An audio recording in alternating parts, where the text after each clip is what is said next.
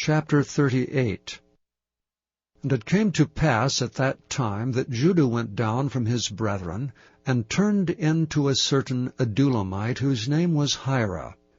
And Judah saw there a daughter of a certain Canaanite, whose name was Shua, and he took her and went in unto her. And she conceived and bare a son, and he called his name And she conceived again, and bare a son, and she called his name Onan.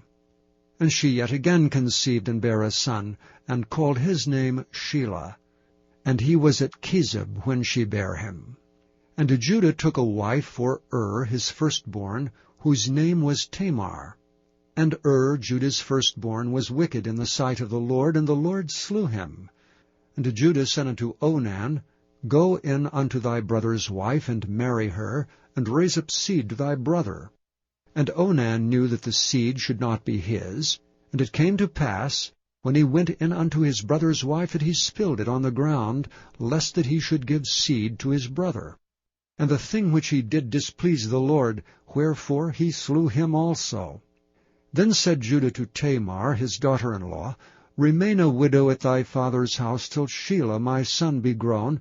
For he said, Lest peradventure he die also, as his brethren did. And Tamar went and dwelt in her father's house. And in the process of time, the daughter of Shua, Judah's wife, died, and Judah was comforted, and went up unto his sheep-shearers to Timnath, he and his friend Hira the Adulamite.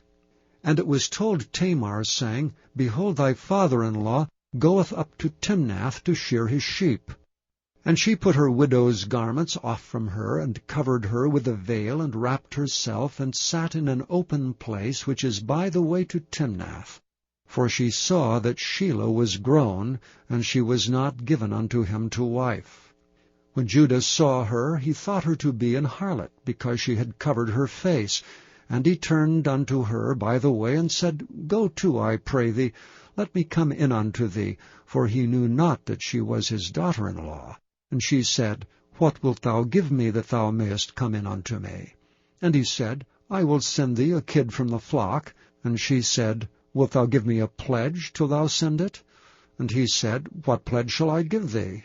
And she said, Thy signet, and thy bracelets, and thy staff that is in thine hand. And he gave it her, and came in unto her, and she conceived by him. And she arose, and went away, and laid by her veil from her, and put on the garments of her widowhood. And Judah sent the kid by the hand of his friend the Adulamite, to receive his pledge from the woman's hand, but he found her not. Then he asked the men of that place, saying, Where is the harlot that was openly by the wayside? They said, There was no harlot in this place. And he returned to Judah, and said, I cannot find her. And also the men of the place said that there was no harlot in this place. And Judah said, Let her take it to her, lest we be shamed. Behold, I sent this kid, and thou hast not found her. And it came to pass about 3 months after, that it was told Judah, saying, Tamar thy daughter-in-law hath played the harlot, and also, behold, she is with child by whoredom. And Judah said, Bring her forth, and let her be burnt. When she was brought forth, she sent to her father-in-law, saying, By the man whose these are am I with child. And she said, Discern, I pray thee, whose are these, the signet, and bracelets, and staff? And Judah acknowledged them, and said, She hath been more righteous than I, because that I gave her not to Shelah my son. And he knew her again no more. And it came to pass in the time of her travail, that, behold, twins were in her womb. And it came to pass, when she travailed, that the one put out his hand, and the midwife took and bound upon his hand a scarlet thread, saying, This came out first. And it came to pass, as he drew back his hand, that, behold, his brother came out. And she said, How hast thou broken forth? This breach be upon thee. Therefore his name was called Pharez. And afterward came out his brother that had the scarlet thread upon his hand, and his name was called Zerah. Chapter 39. And Joseph was brought down to Egypt, And Potiphar, an officer of Pharaoh, captain of the guard, an Egyptian, bought him of the hands of the Ishmaelites, which had brought him down thither. And the Lord was with Joseph, and he was a prosperous man, and he was in the house of his master the Egyptian. And his master saw that the Lord was with him, and that the Lord made all that he did to prosper in his hand. And Joseph found favor in his sight, and he served him. And he made him overseer over his house, and all that he had he put into his hand.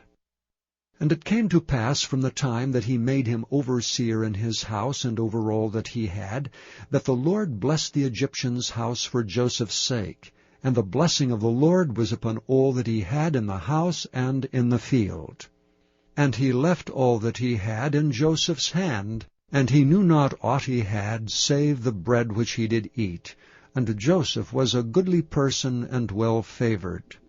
And it came to pass after these things, that his master's wife cast her eyes upon Joseph, and she said, Lie with me. But he refused, and said unto his master's wife, Behold, my master wotteth not what is with me in the house, and he hath committed all that he hath to my hand. There is none greater in this house than I, neither hath he kept back anything from me but thee, because thou art his wife. How then can I do this great wickedness, and sin against God?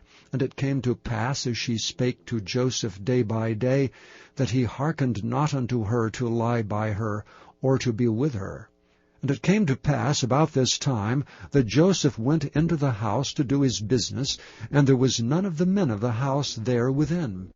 And she caught him by his garment, saying, Lie with me. And he left his garment in her hand, and fled, and got him out. And it came to pass, when she saw that he had left his garment in her hand, and was fled forth, that she called unto the men of her house, and spake unto them, saying, See, he hath brought an Hebrew unto us to mock us.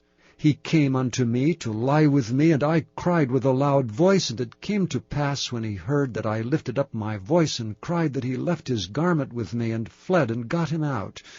And she laid up his garment by her, until his Lord came home. And she spake unto him according to these words, saying, The Hebrew servant which thou hast brought unto us came in unto me to mock me. And it came to pass, as I lifted up my voice and cried, that he left his garment with me, and fled out.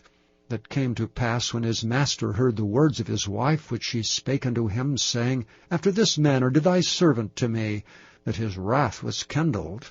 And Joseph's master took him, and put him into the prison, a place where the king's prisoners were bound, and he was there in the prison. But the Lord was with Joseph, and showed him mercy, and gave him favor in the sight of the keeper of the prison.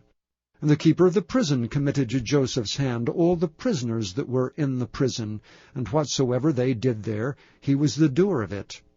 The keeper of the prison looked not to anything that was under his hand, because the Lord was with him, and that which he did the Lord made it to prosper. Chapter 40. And it came to pass after these things, that the butler of the king of Egypt and his baker had offended their lord the king of Egypt. And Pharaoh was wroth against two of his officers, against the chief of the butlers, and against the chief of the bakers. And he put them in ward in the house of the captain of the guard, into the prison, the place where Joseph was bound. And the captain of the guard charged Joseph with them, and he served them, and they continued a season in ward.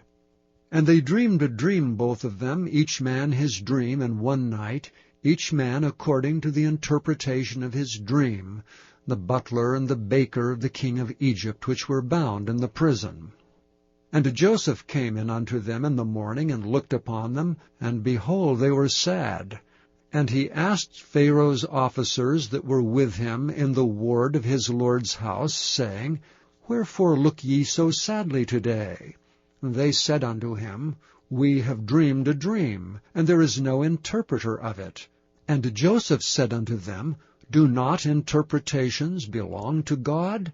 Tell me them, I pray you. And the chief butler told his dream to Joseph, and said to him, In my dream, behold, a vine was before me. And in the vine were 3 branches, and it was as though it budded. And her blossoms shot forth, and the clusters thereof brought forth ripe grapes. And Pharaoh's cup was in my hand, and I took the grapes and pressed them into Pharaoh's cup, and I gave the cup into Pharaoh's hand. And Joseph said unto him, This is the interpretation of it. The 3 branches are 3 days. Yet within 3 days shall Pharaoh lift up thine head and restore thee unto thy place, and thou shalt deliver Pharaoh's cup into his hand, after the former manner when thou wast his butler. But think on me when it shall be well with thee, and show kindness, I pray thee, unto me, and make mention of me unto Pharaoh, and bring me out of this house. For indeed I was stolen away out of the land of the Hebrews, and here also have I done nothing that they should put me into the dungeon. When the chief baker saw that the interpretation was good, he said unto Joseph, I also was in my dream, and behold, I had 3 white baskets on my head, and in the uppermost basket there was all manner of baked meats for Pharaoh, and the birds did eat them out of the basket upon my head. And Joseph answered and said, This is the interpretation thereof. The 3 baskets are 3 days. Yet within 3 days shall Pharaoh lift up thy head from off thee, and shall hang thee on a tree, and the birds shall eat thy flesh from off thee. And it came to pass the 3rd day, which was Pharaoh's birthday, that he made a feast unto all his servants, and he lifted up the head of the chief butler and the chief baker among his servants. And he restored the chief butler unto his butlership again, and he gave the cup into Pharaoh's hand. But he hanged the chief baker, as Joseph had interpreted to them. Yet did not the chief butler remember Joseph, but forgat him.